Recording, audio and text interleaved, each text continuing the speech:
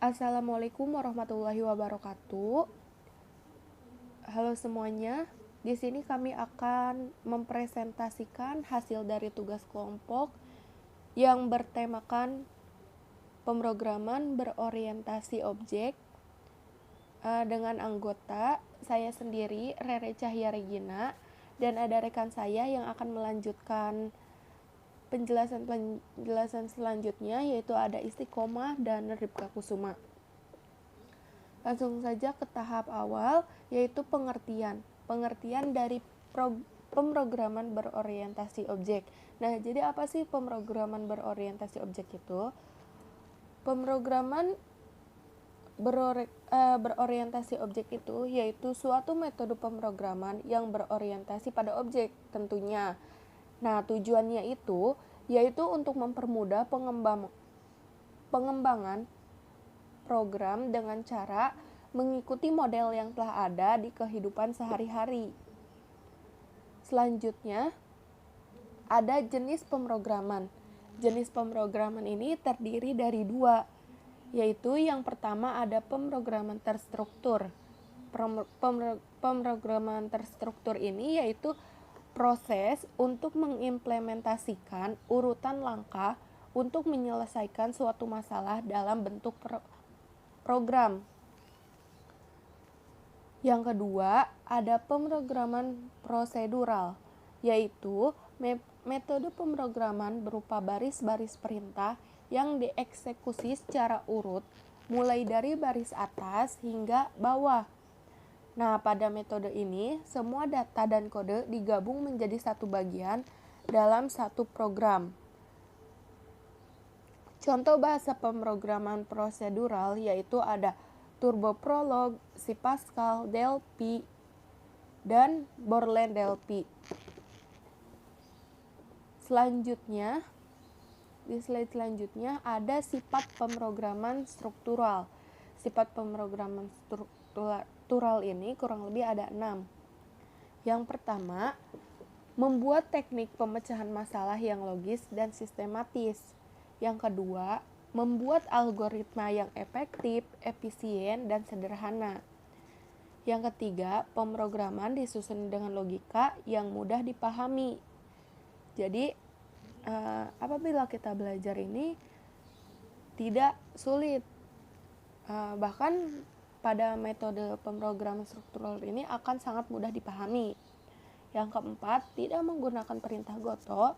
Yang kelima, memiliki dokumentasi yang baik. Dan yang terakhir, yang keenam, tentunya biaya perawatan dan dokumentasi yang dibutuhkan itu relatif rendah. Sekian penjelasan dari saya. Penjelasan berikutnya akan dijelaskan oleh Istiqomah dan Ripka Kusuma. Selanjutnya, saya akan menjelaskan tentang sifat pemrograman prosedural. Yang pertama itu memiliki algoritma pemecahan masalah yang sederhana, standar, dan efektif. Yang kedua, penulisan program memiliki struktur logika yang benar dan mudah kita pahami. Yang ketiga, programnya hanya terdiri dari tiga struktur dasar. Yang pertama, struktur berurutan. Yang kedua, struktur seleksi, dan yang ketiga, struktur pengulangan. Yang keempat, menghindari penggunaan pernyataan goto yang akan menjadikan program tidak terstruktur dengan baik. Yang kelima itu, metode yang tersedia sulit untuk diubah tanpa harus mempengaruhi metode sistem secara keseluruhan. Yang keenam, program cukup sulit untuk proses perawatannya. Ada konsep dasar pada pemrograman berorientasi objek. Konsep dasar ini terdiri dari 5. Yang pertama itu kelas atau kelas. Kelas ini yaitu di dalam sebuah objek. Kelas merupakan prototipe atau rancangan yang menafsirkan variabel dan berbagai metode pada sebuah objek tertentu.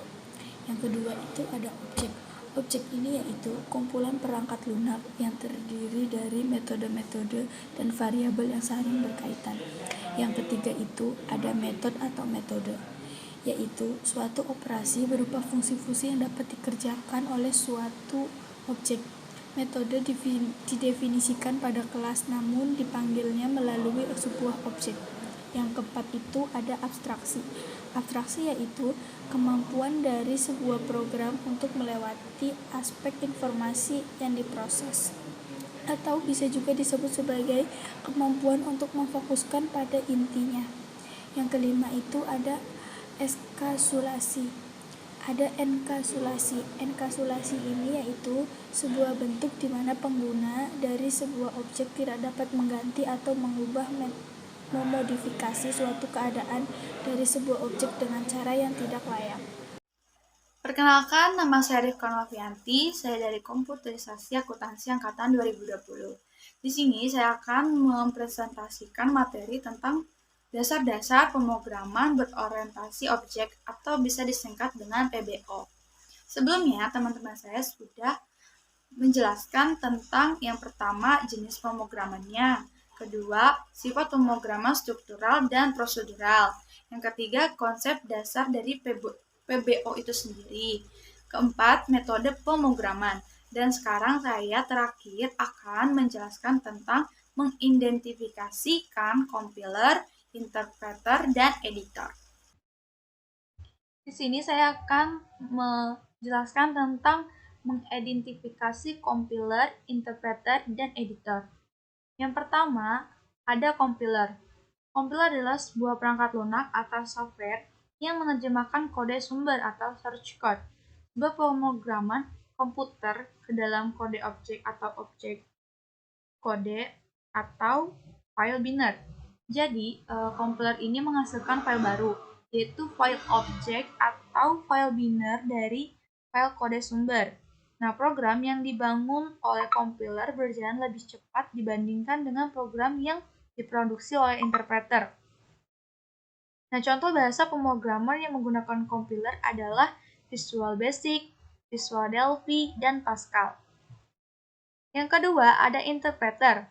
Interpreter adalah perangkat lunak yang mampu mengeksekusi kode program atau yang ditulis oleh programmer, lalu menerjemahkannya ke dalam bahasa mesin, sehingga mesin melakukan instruksi yang diminta oleh programmer. Nah, perintah-perintah yang dibuat oleh programmer dieksekusi baris demi baris, sambil mengikuti logika yang terdapat dalam kode tersebut. Interpreter akan menerjemahkan kode sumber ke dalam kode sasaran secara langsung. Kemudian, prosesator akan menerjemahkan kode sumber ke kode sasaran secara tertulis.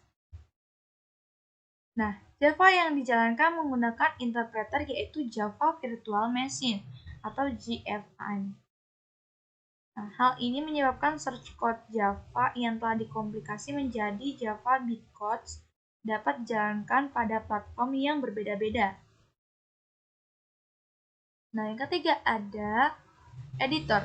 Nah, dalam Java terdapat editor yang digunakan untuk menuliskan search kode bahasa pemrograman Java.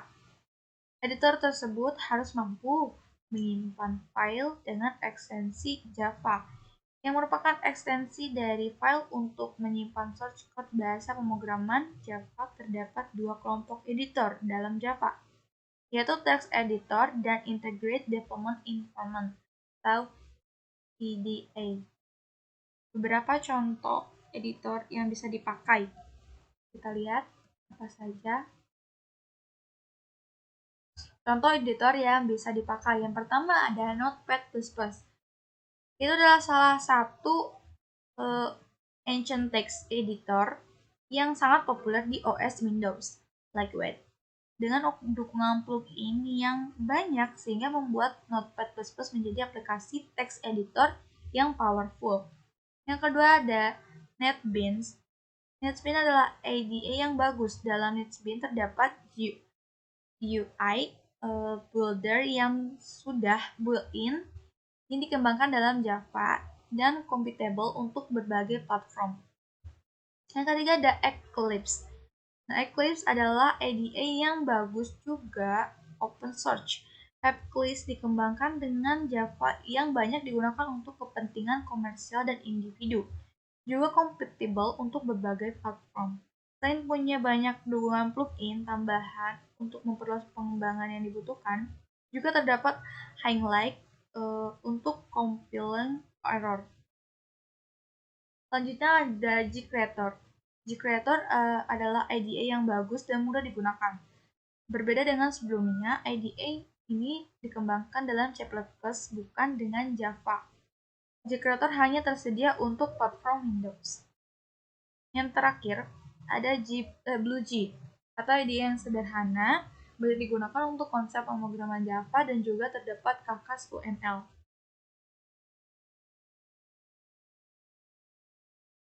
Java terbagi menjadi bagian utama, dua bagian utama, yaitu yang pertama ada Java Virtual Machine.